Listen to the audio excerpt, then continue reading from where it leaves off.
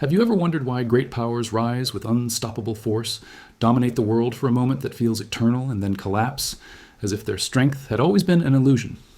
This question has echoed through every major turning point in history, from the Roman Empire to the Renaissance, from the Industrial Age to the uneasy global economy of today.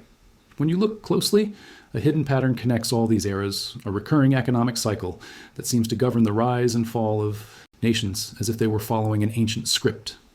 And the most intriguing part is that this script is repeating right now in real time around us. Every civilization believes it is different, that it is smarter, more advanced, more prepared. Yet the deeper you go, the more you notice that the same economic triggers keep appearing. Early expansion, flourishing trade, accumulation of wealth, financial overconfidence, institutional decay, and structural collapse. These stages have shaped every empire we admire or fear. And once you start recognizing these patterns, you can no longer unsee them. It almost feels as if history is whispering warnings that modern societies refuse to hear. You might think these cycles belong only to dusty books or faded ruins, but they are unfolding again today. Global markets, political alliances, debt structures, technological revolutions, currency disputes, and power competitions are moving in a rhythm that mirrors past civilizations. It is unsettling, almost shocking, how similar the dynamics are. When we trace this six-stage economic cycle across centuries, the timeline becomes impossible to ignore. The signs are not only present, they are accelerating. That is why understanding this pattern is more important than ever. It is not just about history, it is about prediction. It is about identifying the exact moment we are living in and realizing the consequences of the stage we have already entered. What you are about to see may change the way you interpret global events, financial news, geopolitical tensions, and even your own economic choices. You might even recognize behaviors and crises that you have personally witnessed without realizing they were part of something much larger and older. Before we continue tracing the hidden architecture of these cycles, let me know your perspective. Have you ever felt that we are repeating the fall of past empires? Share your thoughts in the comments, leave your like to support this investigation, and check if you are already subscribed so you do not miss what comes next. What you will discover now might surprise you, and it connects directly to the unfolding rhythm that shapes the next stage of this cycle. When we look at the beginning of every great power in history, the first stage of the economic cycle always starts quietly, almost invisibly. It does not announce itself with glory or ambition. Instead, it emerges through small shifts in trade, technology, resources, and population growth. This is the moment when societies begin expanding beyond their limitations, discovering opportunities that were previously unreachable. The Romans did not begin as an empire. They began as a modest community that slowly learned to organize, innovate, and commercialize. The same happened during the Renaissance, when fragmented Italian city-states suddenly unlocked economic engines through banking, art patronage, and maritime trade, setting the foundation for a new world. This early phase is driven by hunger, not comfort. People innovate because they need solutions, not because they want luxuries. New farming techniques, more efficient tools, improved navigation, or better communication systems start appearing in small pockets of society. These innovations attract labor, capital, and attention. Slowly, productivity expands, markets grow, confidence increases. What was once a limited local economy becomes a regional force with the potential to scale into something far greater. The world rarely notices these early signs, but they are always the spark that prepares the ground for future dominance. In the Industrial Age, the pattern repeated with almost mathematical precision. At first, factories were just experimental workshops powered by uncertain ideas. But once the early innovators proved that coal, steam, and mechanization could multiply output, the cycle accelerated. Job migration toward productive centers increased, wealth concentrated in emerging hubs, and governments started to reshape policies around this upward momentum. This is the same dynamic we see in technological revolutions today, when disruptive breakthroughs attract investment and talent, reshaping the global economy from the ground up. What makes the first stage so powerful is its combination of ambition and scarcity. People are motivated to build, to risk, to imagine, because the future feels open and unclaimed. Economies in this phase are defined by expansion, resource discovery, exploration of new markets, and a strong belief that progress is both possible and necessary. Even when early challenges arise, societies in this stage tend to push forward with determination, convinced that advancement will bring stability and prosperity. Yet, within this optimistic growth, the seeds of future illusions are already being planted. Rising productivity fosters confidence, and confidence soon becomes certainty. Certainty transforms into complacency, and this is exactly how the cycle prepares the transition to its next stage, where expansion becomes abundance, and abundance begins to distort the perception of risk. As this process unfolds, the momentum that once fueled innovation slowly reshapes itself into something far less grounded, setting the stage for an era that appears strong on the surface but harbors vulnerabilities that will eventually reveal themselves. As expansion turns into prosperity, societies begin entering a stage that feels almost magical. Trade increases, wealth multiplies, and opportunities seem to appear everywhere. This is the moment when civilizations convince themselves that their rise is not just real, but permanent. During the Roman Golden Age, markets flourished, architecture expanded, and citizens believed the empire was destined to rule forever. In the Renaissance, the explosion of art, science, and finance made people feel they were living in a new era of limitless potential. And during the Industrial Age, technological breakthroughs created an atmosphere of unstoppable growth, where progress seemed not only natural but inevitable. This is the stage where confidence transforms into narrative. People no longer question the foundation of their prosperity, they assume it. They stop asking how wealth is being generated and start believing it will never run out. Institutions grow in size and influence, often faster than society can understand or regulate. Banks expand beyond realistic risk. Governments increase spending under the belief that growth will cover everything, and individuals begin to measure success not by stability, but by accumulation. It is a psychological shift disguised as economic triumph. You can see this pattern across every era. The middle class grows, urban centers boom, consumer demand rises, and new elites emerge, shaping culture and policy. Luxury, entertainment, and convenience become central to daily life. People work less for survival and more for status. They begin to value symbols of prosperity over the underlying engines that created it. This shift creates a powerful illusion that the system is stronger than ever, when in reality it is becoming increasingly fragile. The most dangerous part of this stage is the detachment from reality. Because everything looks stable on the surface, hidden vulnerabilities are ignored. Rising debt is dismissed as manageable, asset bubbles are described as normal, social inequality is considered temporary. Political tensions are minimized. The belief in eternal growth becomes so deeply embedded that warnings are often ridiculed. Economies at this point are still strong, but the mindset surrounding them becomes irrationally optimistic. This growing abundance reshapes behavior at every level. Citizens spend more, institutions take greater risks, and leaders assume that previous rules no longer apply. It mirrors the exact moment in past civilizations when the peak of prosperity masked the beginning of instability. From Rome's overextended trade routes to Renaissance banking excesses and the Industrial Age credit expansions, every major power eventually reaches this psychological threshold where belief overtakes logic. What began as genuine progress gradually shifts into a collective illusion. The idea that the cycle can be outrun, that decline is something that happens to others, not to us. And it is precisely at this moment of maximum confidence that the first cracks begin to form beneath the surface, preparing the transition into the next stage of the cycle, where prosperity stops expanding and begins to strain under its own weight. As the illusion of endless prosperity strengthens, a subtle shift begins to unfold beneath the surface. It rarely starts with a catastrophic event. Instead, the first signs of economic strain appear quietly, hidden within the very systems that once powered growth. Productivity slows down, but spending continues as if nothing has changed. Institutions take on more risk to maintain the appearance of expansion. Governments inject capital into sectors that are already saturated, believing they can sustain momentum through sheer confidence.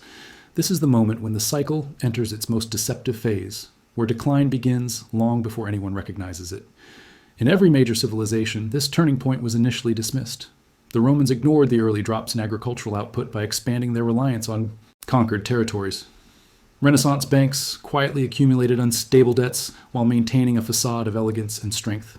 Industrial economies pushed credit further, hoping technological progress would outpace the growing structural weaknesses. The pattern is always the same: small fractures hidden beneath grand architecture, warnings diluted by the noise of prosperity, and leaders reassuring the public that everything remains under control. The psychological transformation of this stage is critical. People continue consuming at the same pace, unaware that the engines behind their wealth are slowing. Markets respond with volatility, but optimism remains artificially high. Any correction is labeled temporary, any downturn described as an opportunity. This denial protects the narrative of stability but accelerates the underlying fragility. The system becomes dependent on confidence rather than fundamentals, a dangerous imbalance that leaves it vulnerable to shocks that once would have been manageable. Internally, tensions begin to rise. Inequality deepens as growth no longer lifts everyone. The middle class starts to feel pressure, while elites consolidate influence. Politicians promise solutions without addressing structural issues. Bureaucracy expands, slowing decision-making at the exact moment when agility is needed. Institutions grow heavier and less capable, creating delays, inefficiencies, and an increasing disconnect between leadership and reality. Economics. Systems at this stage are still functional, but their foundations have begun to erode. The most revealing sign is the shift in public mood. What was once enthusiasm becomes uncertainty, then quiet frustration. People notice prices rising faster than wages. They sense that opportunities are shrinking.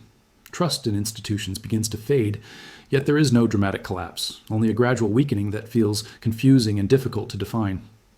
It is the same ambiguous atmosphere that surrounds every early decline in history, not a fall, but a slow unraveling. This is the point where societies could still correct course if they acknowledged the warning signs, but they rarely do. Instead, they cling to the memory of past growth, hoping it will return on its own. And as this hope distorts judgment, the cycle quietly transitions into a phase where decline accelerates and becomes impossible to ignore, even for those who once believed the system was unbreakable. Before we continue, I would like to hear your perspective. Share your thoughts in the comments and tell me if you have ever noticed these early signs of instability around you, whether in your community, workplace, or even in global events unfolding today. As the early signs of strain evolve into undeniable pressure, the forces that once fueled prosperity begin to work against the system. The very mechanisms that expanded wealth now accelerate its erosion. This phase is marked by internal contradictions, rising. Expectations from the population collide with declining productivity, and the institutions designed to stabilize the economy start amplifying its weaknesses instead. Throughout history, this moment has always been the turning point where decline shifts from subtle to structural, even if most people still struggle to understand what is happening. Economic models that relied on constant growth begin to falter. Debt accumulates faster than revenue. Public spending rises to compensate for shrinking. Opportunities and private institutions cling to outdated strategies that no longer fit the new reality.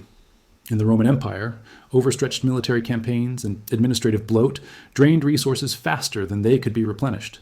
During the Renaissance, excessive financial speculation created cracks that banking elites refused to acknowledge.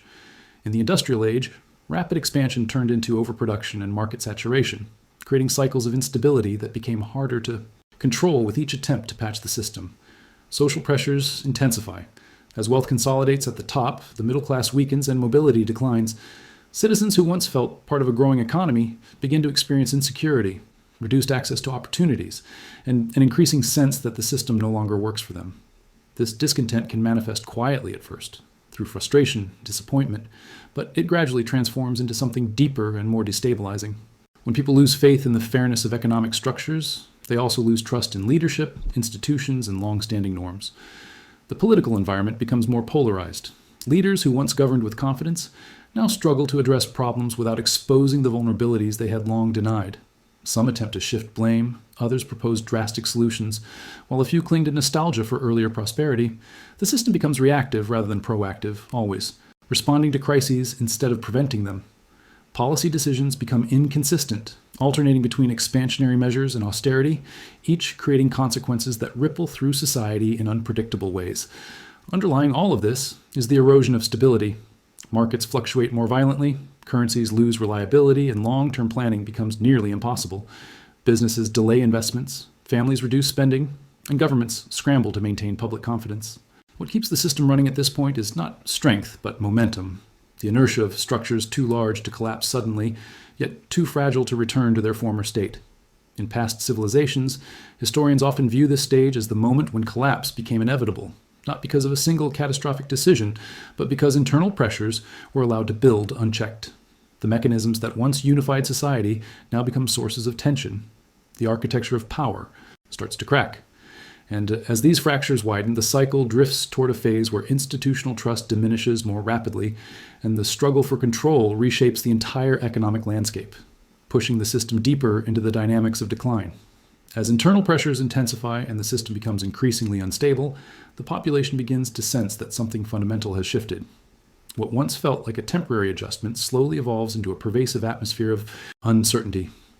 People may not fully understand the technical reasons behind the weakening economy, but they feel the consequences in their daily lives. Prices rise unpredictably, wages stagnate, job security weakens, and the small luxuries that once seemed accessible begin slipping out of reach. This transition marks the moment when the broader society realizes that the economic foundation they depended on is no longer solid. Throughout history, this recognition has always come late. Romans witnessed growing taxes, shrinking opportunities, and declining public services long before they understood the depth of the empire's internal decay. Citizens of Renaissance cities noticed instability in banking systems and fluctuating currency values, yet assumed recovery was inevitable. During the Industrial Age, workers saw layoffs, wage cuts, and collapsing companies, but continued believing that growth would return as it always had. The pattern repeats. People cling to the memory of better, times even as the present deteriorates. This stage also exposes the widening gap between the everyday reality of the population and the narratives presented by leadership. Governments and institutions often continue projecting confidence, insisting that challenges are temporary or exaggerated. Official reports attempt to maintain order by reassuring citizens that the situation is under control, but the public senses the contradiction between what they are told and what they experience. This dissonance erodes trust more effectively than any crisis, weakening the psychological cohesion that once supported the system. As confidence fades, behaviors shift. Families reduce spending, businesses delay expansion, and investors become cautious. The social atmosphere becomes heavier, filled with quiet anxiety and subdued conversations about the future. People begin comparing their current conditions with memories of earlier prosperity, reinforcing the sense that something important has been lost. These emotional responses matter because they influence the very mechanisms that keep an economy functioning. Fear slows circulation, doubt reduces risk-taking, uncertainty disrupts the flow of capital and creativity. In this environment, disparities become more visible. While ordinary citizens struggle, certain groups manage to thrive by navigating the system's weaknesses. Those with access to information, capital, or political influence often position themselves advantageously, benefiting from volatility while others lose stability. This contrast deepens frustration and weakens social cohesion, creating conditions that make collective solutions harder to achieve. The more the population senses decline, the more fragile institutions become. Public discontent leads to protests, political fragmentation, or the rise of unconventional movements. Traditional parties weaken, and new factions emerge, promising rapid restoration or radical change. The economic cycle is no longer just a financial issue. It becomes a societal transformation that affects identity, values, and power structures. This stage does not bring sudden collapse, but it marks the moment when stability stops being the default. The shared belief in the system's endurance fades, and once that belief weakens, the cycle inevitably drifts towards the forces that will shape the struggle for control and the narratives that attempt to explain or manipulate the unfolding decline. As trust deteriorates and uncertainty spreads across the population, another layer of the cycle emerges, one that has defined every major turning point in economic history: the deliberate shaping of narratives by those who hold influence. When institutions, elites, and financial powers sense that stability is slipping, they begin to control the flow of information more aggressively. They aim to preserve authority, calm the public, and protect their own interests. This stage is not marked by open confrontation, but by subtle shifts in messaging, selective transparency, and strategic framing of events. It is a quiet struggle for control over perception. Throughout civilizations, this dynamic appears with remarkable consistency. Roman elites minimized the empire's fiscal crises for decades, presenting them as manageable adjustments while quietly restructuring taxes and expanding military pressure. During the Renaissance, powerful banking families reassured citizens through polished public declarations, even as they concealed their most fragile accounts. In the Industrial Age, media owners and financiers shaped public optimism to prevent panics, believing that confidence alone could maintain order. Today, the tools are more sophisticated, but the core strategy remains unchanged. Narratives become instruments of power. People are encouraged to believe that the slowdown is temporary, that inflation is under control, that debt is a strategic investment, that political tensions are exaggerated, and that the system simply needs time to rebalance. These messages are not always malicious. Sometimes they reflect genuine optimism, but they often obscure uncomfortable realities. The more fragile the economy becomes, the more polished the explanations appear, emphasizing reassurance over clarity. During this phase, language itself transforms. Words like adjustment, transition, resilience, and stabilization replace more direct terms such as decline or structural weakness. Leaders focus on external threats rather than internal failures. Financial institutions highlight selective indicators to maintain confidence. Analysts frame volatility as an opportunity rather than a symptom. This subtle manipulation creates a sense of controlled narrative, allowing those in power to maintain influence while the underlying system continues to weaken.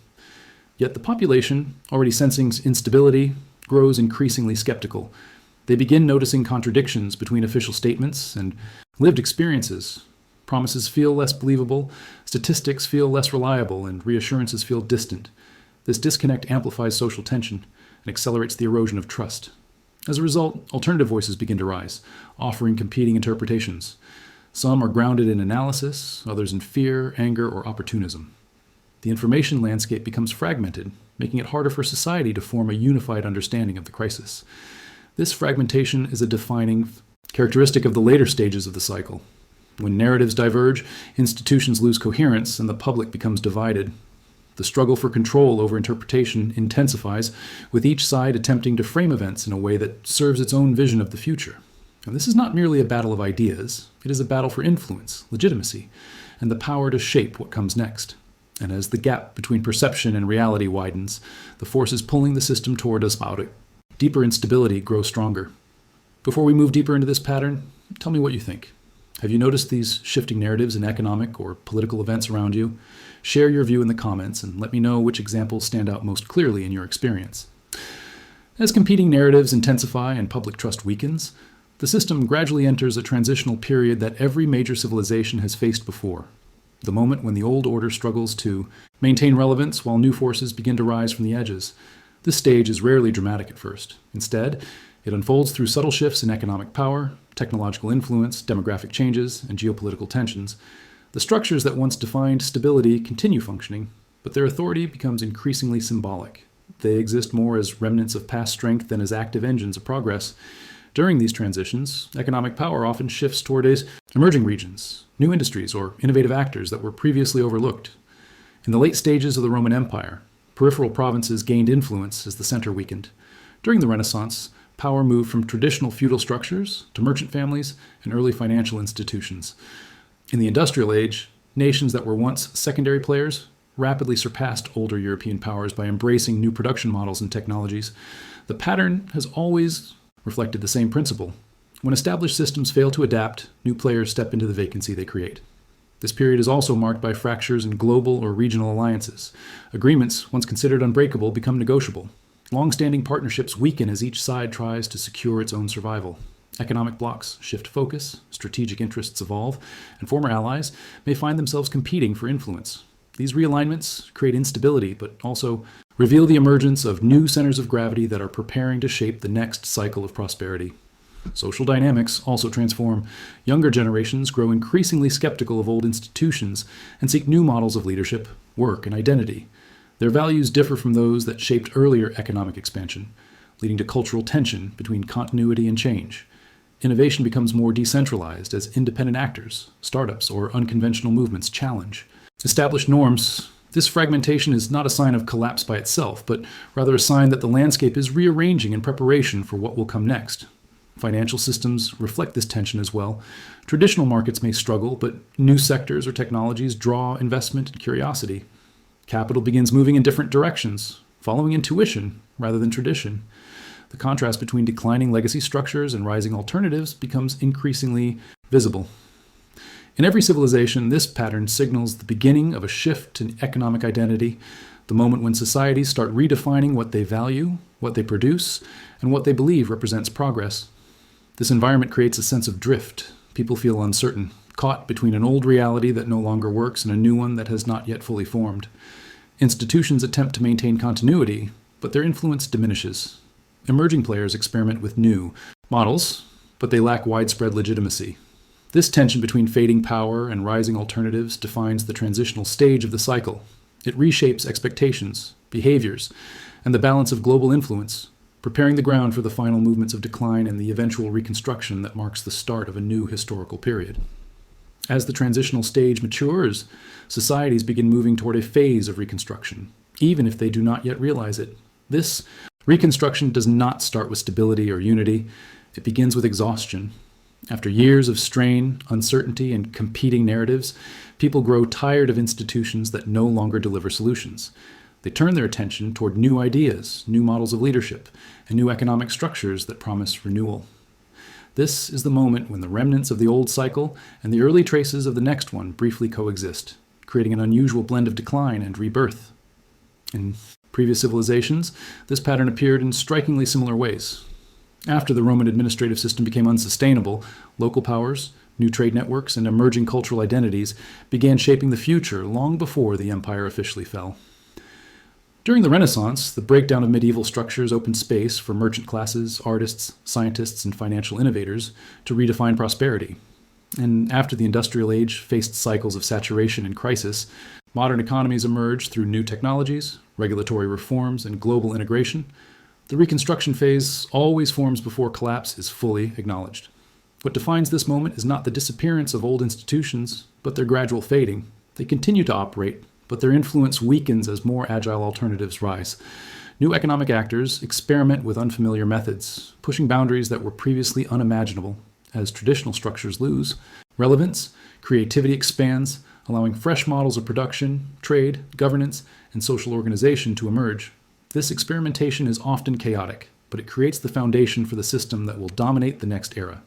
During this stage, societies begin re-evaluating their values. After experiencing instability, people reconsider what truly constitutes wealth, security, and progress. They reassess their relationship with work, community, and power. Elites, who once controlled the narrative, may lose influence, while new groups gain prominence by adapting more quickly to the changing environment. This shift is subtle but transformative, altering the internal balance of power that will guide the next cycle of development. Economic identity also begins to shift. Emerging industries replace declining ones, and new technologies take root in ways that reshape everyday life. Although the system is still fragile, these innovations create momentum that gradually redirects the flow of capital and attention. Investors begin supporting ideas that would have been dismissed in earlier stages, and entire sectors reinvent themselves to meet the demands of a new era. The changes are uneven and unpredictable, but they signal a slow movement toward renewal. However, Reconstruction does not erase the legacy of the previous cycle. Societies carry forward the lessons, traumas, and structural weaknesses accumulated over decades. These remnants influence how the new system evolves, shaping both its strengths and its vulnerabilities. The transition is neither clean nor immediate. It is a complex blending of old and new, decline and revival, memory and reinvention. It is within this delicate tension that the final stage of the cycle begins to form, revealing the true position of the present moment and exposing the deeper forces that shape what comes next. As Reconstruction quietly unfolds beneath the surface, a striking realization begins to take shape. The patterns we have explored across centuries align unmistakably with the moment we are living in today. The gradual erosion of trust, the widening social divides, the rise of competing narratives, the fragmentation of global alliances, the shift toward new economic actors, and the exhaustion that permeates public sentiment all point toward the same unmistakable stage of the cycle. It is the fourth stage, the phase where decline is no longer theoretical but present, woven into the daily experience of societies across the world. Yet this stage is not defined by collapse itself. It is defined by the awareness that the old structure can no longer support the weight placed upon it. Modern economies display the same symptoms that characterized earlier civilizations at this point in their trajectory. Debt levels climb far beyond sustainable limits, productivity growth slows, institutions struggle to adapt, and public confidence becomes fragile. Markets can still perform, governments can still intervene, and innovation continues to emerge, but the underlying foundation is strained. These contradictions do not signal immediate catastrophe. They signal a turning point, the moment when systems begin transitioning from perceived stability to undeniable transformation. The geopolitical landscape reflects the same tension. Established powers are challenged by rising competitors. Global supply chains reveal vulnerabilities. Strategic alliances fluctuate, shaped by shifting interests rather than shared vision. Economies that once dominated effortlessly must now navigate a rapidly evolving world that no longer responds to the same rules. These pressures do not arise suddenly. They accumulate slowly, building toward a moment when adaptation becomes unavoidable. Social dynamics echo the same pattern. People feel uncertainty in ways they cannot always articulate. They sense instability beneath familiar routines. They notice how daily life becomes more expensive, how opportunities narrow, how institutions feel distant, and how narratives grow increasingly contradictory. This emotional climate is not accidental. It is the collective experience of a society standing at the threshold between an era that is ending and one that has not yet fully begun. Recognizing that we are in stage 4 is not about predicting collapse. It is about understanding movement. It means acknowledging the forces reshaping the world, the structural shifts already in motion, and the historical patterns that illuminate the path ahead. Awareness does not guarantee control, but it provides clarity. And clarity is the most powerful tool any society or individual can possess during times of transition. Before we close this journey, I would like to hear from you. If you reach this point, leave a comment with the phrase, "I'm here until the end," so I know you followed every step of this exploration. If this perspective helped you understand the world with more clarity, consider subscribing so you can continue receiving insights that deepen this understanding. And if the conversation resonated with you, helps this content reach more people who are searching for the same answers. There's another video here that expands on these ideas and connects directly with what we explored today. Click and continue this journey with me, exploring the patterns shaping the world we are living in,